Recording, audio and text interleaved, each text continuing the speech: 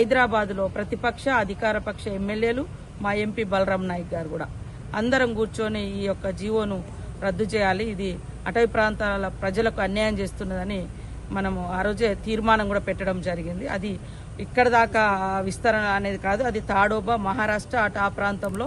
అప్పటికి మేము PCCF సువర్ణ గారితో కూడా మాట్లాడితే అక్కడ ప్రజలకు ఎలాంటి ఇబ్బంది లేదని చెప్పారు. అయినా కూడా నేను ఒకటే మొదటి నుంచి నా పోరాటము ప్రతిపక్షంలో ఉన్నప్పుడు పోరాటం చేసినాం, అధికారంలో ఉన్నప్పుడు అధికారులను ఎక్కడైనా మిస్టేకులు జరిగినప్పుడు వాటిని రిపోర్ట్ తెప్పిస్తున్నాం, చర్యలు తీసుకుంటున్నాం, చేస్తున్నాం.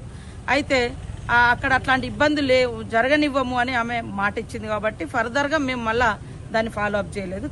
48 జీవో మీద ఆల్ ఎమ్మెల్యేస్, ట్రైబల్ ఎమ్మెల్యేస్ ముఖ్యంగా మన గిరిజన సంక్షేమ భవనంలోనే కూర్చొని తీర్మానం చేసి ఇది మా జీవితాలను గొడ్డలు పెట్టి లాంటిది తీసేయాలని కూడా చెప్పడం జరిగింది. దాని ప్రమాదం పెరిగితే ఖచ్చితంగా మేము ఎవరం కూడా ఊరుకునేది లేదు. సేమ్ టైంలో నేను ప్రతిపక్షంలో ఉన్నప్పుడు కానీ ఇప్పుడు కానీ కొత్త అడవి కొట్టద్దు, పాతది వదిలిపెట్టద్దు, ఇదేనా అప్పుడైనా ఇప్పుడైనా అదే నినాదం, అదే పోరాటం. ఇక్కడ మొన్న మన దగ్గర మాకు తెలియకుండా అధికారులు శంకరాజపల్లిలో పోయి ఆ గుడిసెల మీద ఒకటో రెండో చేశారు. నాకు తెలియంగానే వెంటనే ఫోన్ చేసి ఆపించడం జరిగింది. మొన్న భద్రాద్రి కొత్తగూడెంలో కూడా ఒక సంఘటన జరిగిన వెంటనే మంత్రి కొండా సురేఖ గారితో మాట్లాడి, అక్కడ PO భద్రాచలంతో మాట్లాడి, అక్కడ మన DFO తోటి కూడా మాట్లాడినాం. ఇవి మేము ఇంటర్నల్గా, ఎందుకంటే అధికారంలో ఉన్నప్పుడు మేము అధికారులను హెచ్చరిక చేయడము, లేదా వాళ్ళ తప్పులను ఏమైనా తప్పులుంటే పనిష్మెంట్ చేయడము, లేదా ప్రజలకు అన్యాయం జరగకుండా కాపాడడం. కాబట్టి ఇది చేస్తున్న పని నేను ఎక్కడ కూడా విస్మరించలేదు.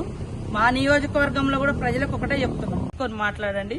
ఆ రోజు కాంగ్రెస్ ప్రభుత్వమే అటవీ హక్కుల చట్టం తెచ్చింది.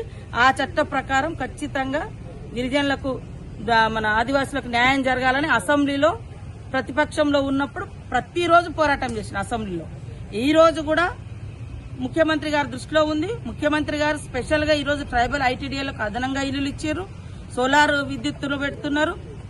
డెవలప్మెంట్ కోసం కూడా ప్రతి ఊరుకు రోడ్లు కావాలని, ఆ భూములను కూడా ఎవరైతే సాగులో ఉన్నారో, నేను కూడా మళ్లీ చెప్తున్నా, దయచేసి అడవులు కొత్తది కొట్టడం మూలంగా అక్కడ ఇప్పుడు మేము వస్తుంటే దారి మీద ఎన్నో రకాల పండ్లు, ఫలాలు, కాయలు, ఇవాళ అలాంటి సహజ సంపదను కూడా మనం కాపాడుకుందాం, ఉన్న భూములను దున్నుకుందాం, ఉన్న భూములకు 2 పంటలకు నీళ్లు కావాలని కూడా మేము ఆ దిశగా అడుగులేస్తున్నాం.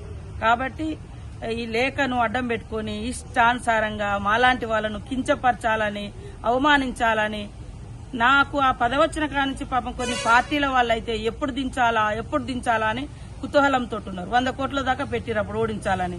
30 నాని 2 సార్లు గెలిచిన దానికంటే ఎక్కువ మెజార్టీ ఇచ్చారు. అయినా కూడా మంత్రి ఎక్కడో కూర్చోలే, ఇదే అడవిలో, ఇదే ఊర్లలో, ఆదిలాబాద్ పోయినా అదే ప్రేమతోటి పోయినా, వరంగల్ ఉన్న అదే ప్రేమతోటి పోయినా, భద్రాచలం పోయినా, ఎటు పోయినా అదే ప్రేమతోటి పోతాం, పని చేస్తాం, ప్రజల పక్షాన్నే ఉంటాం తప్ప ఇంకోటి కాదు.